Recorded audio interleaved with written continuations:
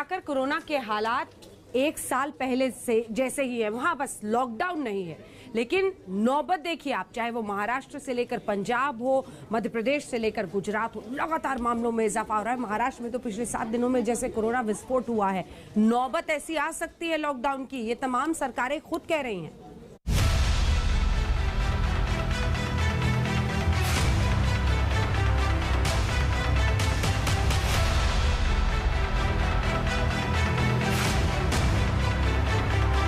जो लोग कोरोना को हल्के में ले रहे हैं, वो जिंदगी की सबसे बड़ी भूल कर रहे हैं।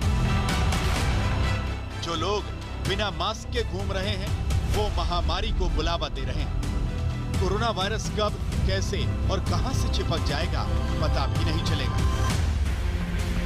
देश के 8 राज्यों में इस वक्त कोरोना का जैसे विस्फोट हुआ है।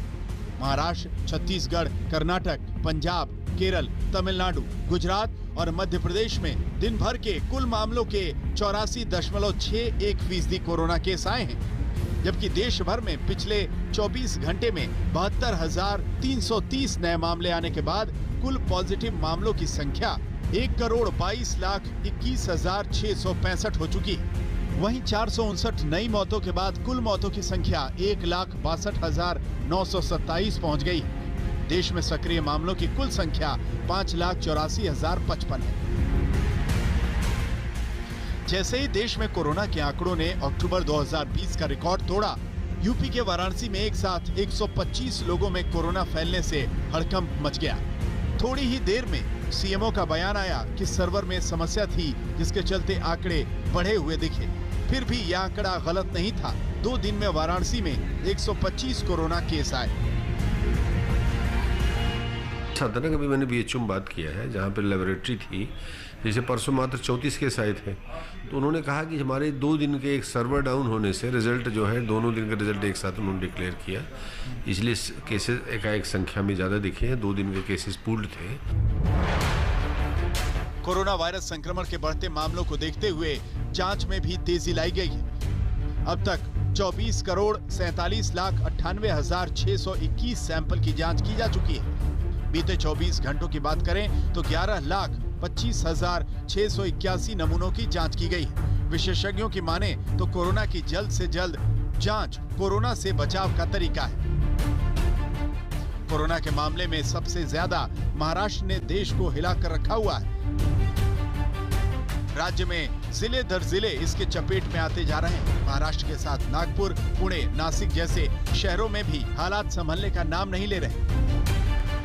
पिछले 7 दिनों में देश में 4,33,000 कोरोना के नए केस आए, जिसमें से 57% सिर्फ महाराष्ट्र के हैं। 31 मार्च को महाराष्ट्र में 39,544 कोरोना केस आए। महाराष्ट्र में एक दिन में कोरोना से 227 लोगों की जान गई। इस समय महाराष्ट्र में कोरोना के 3,56,000 से ज्यादा सक्रिय केस हैं। महाराष्ट्र में सरकार फिलहाल लॉकडाउन तो नहीं लगाने जा रही, लेकिन लगातार बढ़ते मामलों को लेकर सख्ती बरतने का ऐलान जरूर कर दिया है। मैं एक ही चाहूँगा, सोशल डिस्टेंसिंग मेंटेन करना ये आज का सबसे अहम मुद्दा है, और आप कहीं पर भी भीड़ भाड़ मत कीजिए। इतना ही अपील मैं हमारे महाराष्ट्र की जनता को करूँ। पंजाब में 24 घंटे में कोरोना के 5,057 नए केस सामने आए और 124 लोगों की मौत हुई। बढ़ते खतरे को देखते हुए सीएम कैप्टन अमरिंदर सिंह ने चेतावनी दी है कि अगर एक हफ्ते में हालात नहीं सुधरे तो राज्य में सख्ती बढ़ा दी जाएगी और कड़े प्रतिबंध लागू कर दिए जाएंगे। इस हॉस्पिटल में हम मौजूद हैं, सिविल हॉस्पिटल है, और ये जो लाइन देख रहे हैं आप, ये लाइन कोरोना के सैंपल देने वालों की लाइन है।